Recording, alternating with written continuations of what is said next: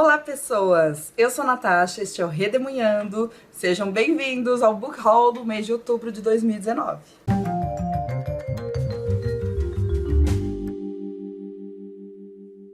Então, temos bastantes livros para mostrar de novo. Dessa vez eu comprei bastante coisa, mas também recebi algumas, vou mostrar aqui para vocês. Antes dos livros, alguns presentes lindos que eu ganhei de Dia dos Professores. Esses não são todos, tá? Mas são os que tem mais a ver com livros, eu acho. Então esse aqui, que é um marcador que a aluna Maria Eduarda, a Duda do primeiro A, fez pra mim. Achei muito lindo, cheio de frases sobre livros. E aqui no verso da FLIGE, que é o Festival Literário Joseense, que infelizmente eu fiquei sabendo só no último dia, então não consegui ir. Mas ela fez pra mim esse marcador de lembrança. Obrigada, Duda. Ganhei também este quadrinho lindo da Frida. Quem me deu foi a Miriam, minha ex-aluna. Ela ainda é aluna lá do colégio, mas ela é aluna do 3º ano do ensino médio. Uma menina sensacional. Aliás, as duas são. E ela disse que viu a Frida e lembrou de mim. Gente, como não amar, na verdade? Acho que é a sobrancelha, hein, parece. O cabelo também, né? É porque eu não prendo igual ela, mas o cabelo também parece.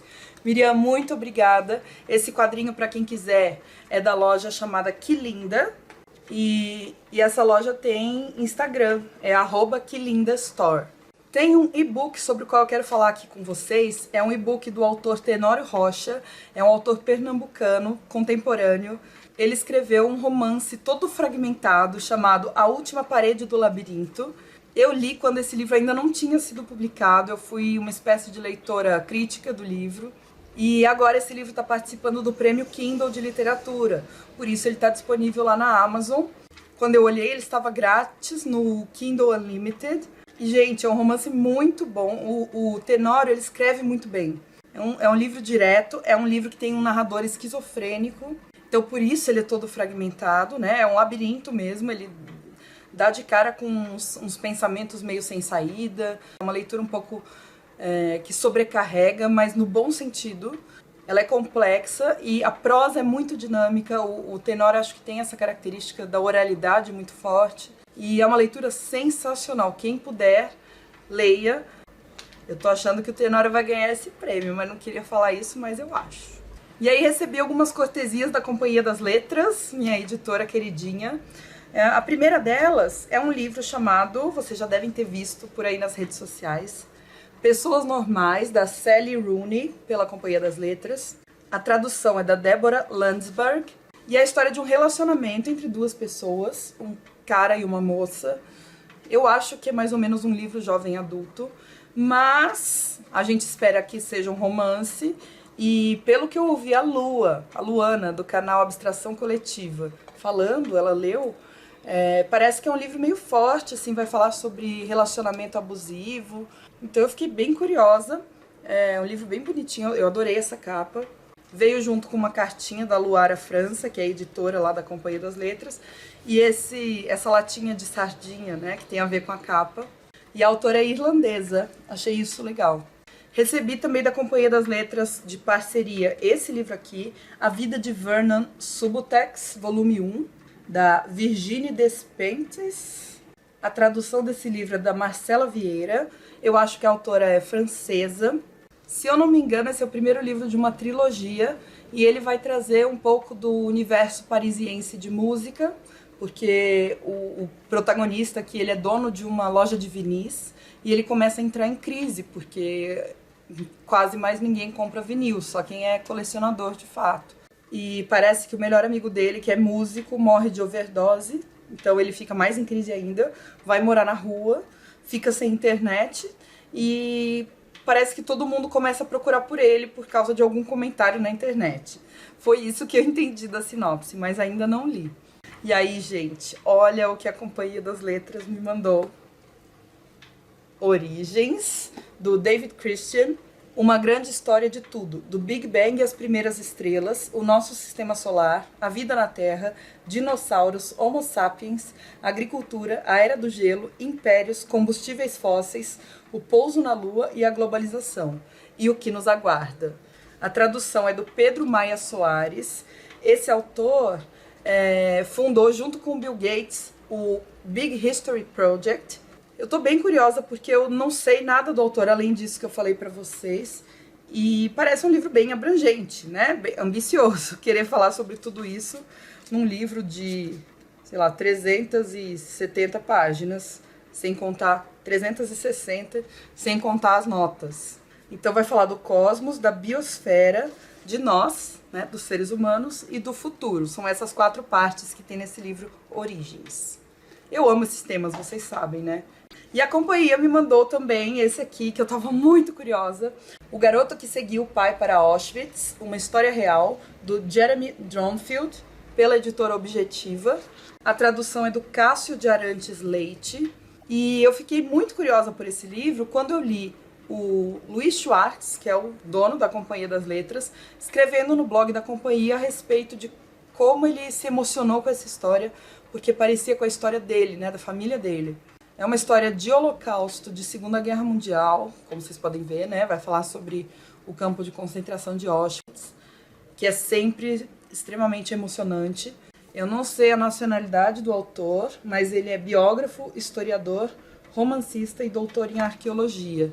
E ele fez uma pesquisa documental para contar essa história real de um estofador judeu chamado Gustav Kleinmann e do seu filho Fritz. O Fritz vai se recusar a deixar o pai ir sozinho para Auschwitz. Foi o que eu entendi da história. E eu recebi do Tenório, esse autor nacional contemporâneo que eu mencionei no início do vídeo, que eu considero meu amigo também, esse livro da Ilvânia de Carvalho. Ela me enviou, através dele, o livro chamado É Menina, da editora In Media Res. Essa autora é psicanalista e poeta. Não sei se ela é de São Paulo, mas ela foi também professora já. E aqui na orelha ela conta o seguinte: É Menina é poesia de mulher, para mulher, mas homens também podem ler para entender um pouco mais sobre quem, dizem, ter sido feito de uma de suas costelas. Então é um livro de poesias, pretendo ler em breve. Muito obrigada, Ilvânia. Muito obrigada, Tenório, também, por ter me enviado. E aí eu comprei na pré-venda da editora Arquipélago esse livro aqui da Eliane Brum, chamado Brasil, Construtor de Ruínas, um olhar sobre o país, de Lula a Bolsonaro. A Eliane Brum é uma jornalista incrível, ela escreve agora para o El País, e eu já li acho que 2 ou 3 livros da Eliane Brum, só que o que eu li dela eu achei bom, só que eu acho as reportagens dela incríveis. As reportagens não, é como se fosse um artigo de opinião que ela escreve no El País, e sempre são artigos muito sutis e muito fortes ao mesmo tempo. Eu acho que ela consegue conectar o micro e o macro muito bem. E pelo que eu entendi, esse livro vai muito nessa pegada de analisar a realidade brasileira. Então acho que é um pouco parecido com o que ela já faz no jornal El País, que é o que eu mais admiro nela. E analisando o Brasil atual, né, que tá deixando a gente meio perdido, meio perturbado. Então eu achei que talvez através do olhar da Eliane Brum eu consiga talvez tentar organizar um pouco melhor os meus pensamentos, né? Mas esse é um livro novinho, quem se interessar dá uma procurada. Vai falar sobre os 2 governos do Lula, os 2 da Dilma e o governo do Bolsonaro até o momento em que ela terminou de escrever. Acho que são, tipo assim, os primeiros 9 meses do governo Bolsonaro, alguma coisa assim. E aí, gente, esse mês eu acabei comprando 2 livros da mesma autora que eu já tinha ouvido falar muito bem e eu tinha achado legal, mas deixado pra depois. E esse mês, 2 livros dela me apareceram assim na cara e me interessaram super. Que é a autora Rosa Monteiro, uma autora espanhola. Os 2 eu comprei por influência da Aline Aimee, que eu adoro. Ela fez um vídeo sobre um desses livros que eu vou mostrar pra vocês há pouco tempo no canal dela. Eu vou deixar o link aí embaixo no box de descrição. E ela recomendou este aqui, que é o livro A História do Rei Transparente, pela Ediouro. A tradução desse livro é da Joana Angélica Dávila Melo.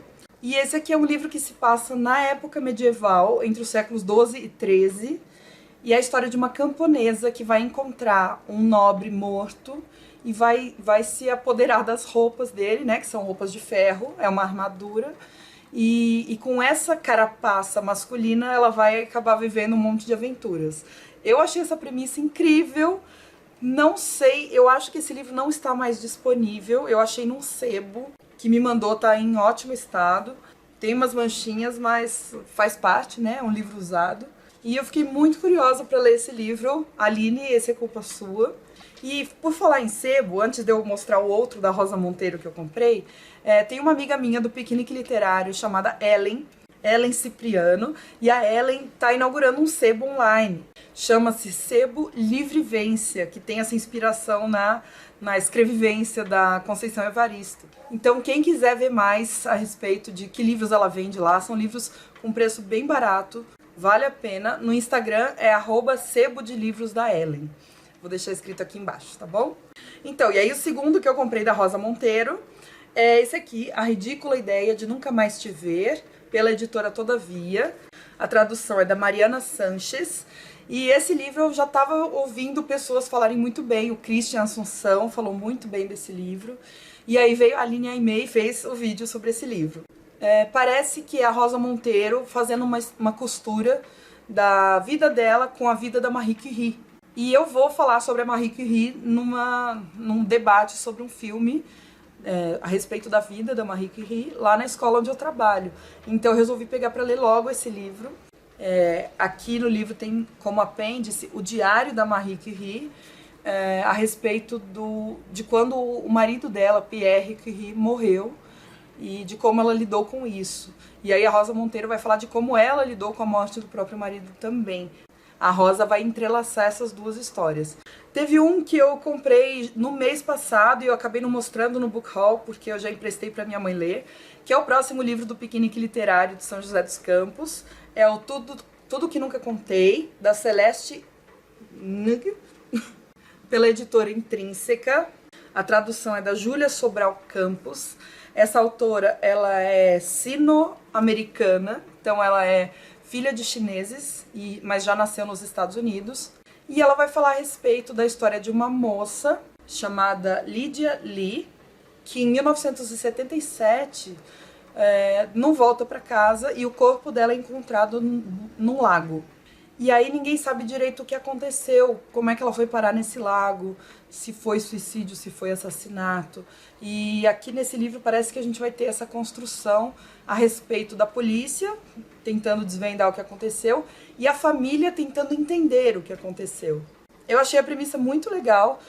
O tema do Piquenique Literário desse mês é livro jovem adulto. Esse aqui foi o mais votado pra gente ler.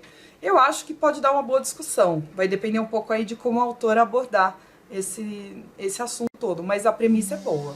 E aí, gente, o que acontece? Eu compro alguns presentes, às vezes, na Amazon, para dar para alunos ou para presentear. Outubro foi aniversário da minha mãe. Então eu compro um livro para pessoa e completo o frete com livros para mim. Então eu acabo comprando bastante livro para mim, né? Um deles foi esse aqui, Nietzsche, do Jean Granier, dessa coleção da LPM Pocket chamada Enciclopédia.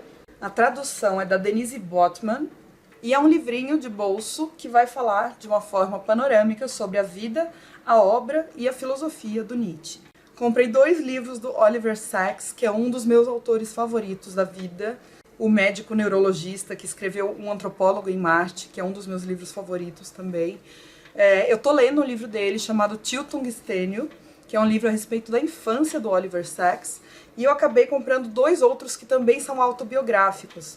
Esse aqui, Gratidão, pela Companhia das Letras, e a tradução é da Laura Teixeira Mota. E o Oliver Sacks é um ser humano muito especial, porque ele tem um olhar muito humano e muito maravilhado para as coisas, sabe? Eu acho isso muito lindo. E esse livrinho é bem pequenininho, parece de bolso também. É um livro, eu acho que foi o último livro que ele escreveu na vida. Ele já estava doente quando ele escreveu. E aqui não é uma sinopse, mas está falando assim, é um trecho do livro.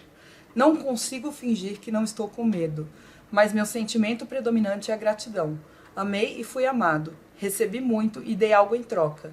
Li, viajei, pensei, escrevi. Tive meu intercurso com o mundo, o intercurso especial dos escritores e leitores. Então eu acho que é um livro bonito e é ele tentando lidar com a perspectiva da morte muito próxima. né? Esse sempre é um tema muito interessante. E o outro que eu comprei é a autobiografia dele, eu acho que talvez a mais completa, é Oliver Sacks, Sempre em Movimento, também pela Companhia das Letras, e a tradução é da Denise Botman. Esse livro é naquele padrão dos livros do Oliver Sacks, que tem uma luva transparente e desenhada, e a capa mesmo é só a fotografia do Oliver Sacks. Então agora eu tenho um livro sobre a infância, eu tenho esse livro sobre a morte, né? E esse aqui sobre a vida dele no geral. Acho que aqui ele vai talvez falar um pouquinho sobre o percurso dele de médico. Gostaria que ele falasse sobre a homossexualidade dele, não sei se ele trata disso no livro, mas tenho essa expectativa. E eu amo ler tudo que esse homem escreveu.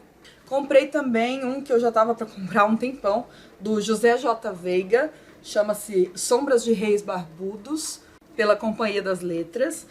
O José J. Veiga, ele é um escritor de Goiás, e esse livro é super recomendado pela Luana, do canal Abstração Coletiva, que tem um gosto literário muito parecido com o meu. Eu já li do José J. Veiga A Hora dos Ruminantes, que é uma história de... como se fosse realismo fantástico, é uma história em que os ruminantes, né, o gado invade uma cidade e as coisas começam a ficar inviáveis por causa disso, tipo o deslocamento dentro da cidade, o abastecimento, entre outras coisas. E esse livro aqui parece que vai se conectar com o contexto da ditadura militar no Brasil. Esse livro foi publicado pela primeira vez em 1972 e conta a história de uma cidade pequena que recebe com muita euforia uma grande empresa chamada Companhia Melhoramentos de Taitara. Só que aos poucos parece que essa empresa vai começando a impor uma certa tirania sobre os moradores dessa cidade pequena. Tipo, impondo e ditando novas regras. Então eu tô bem empolgado para ler esse livro, ainda mais que foi recomendado pela Luana. Eu resolvi comprar um livro de filosofia helenística. Eu expliquei um pouquinho sobre as filosofias helenísticas no vídeo de leituras do mês de outubro, porque é um assunto sobre o qual eu falo muito em sala de aula e eu gosto muito. Eu acho que são filosofias bastante práticas.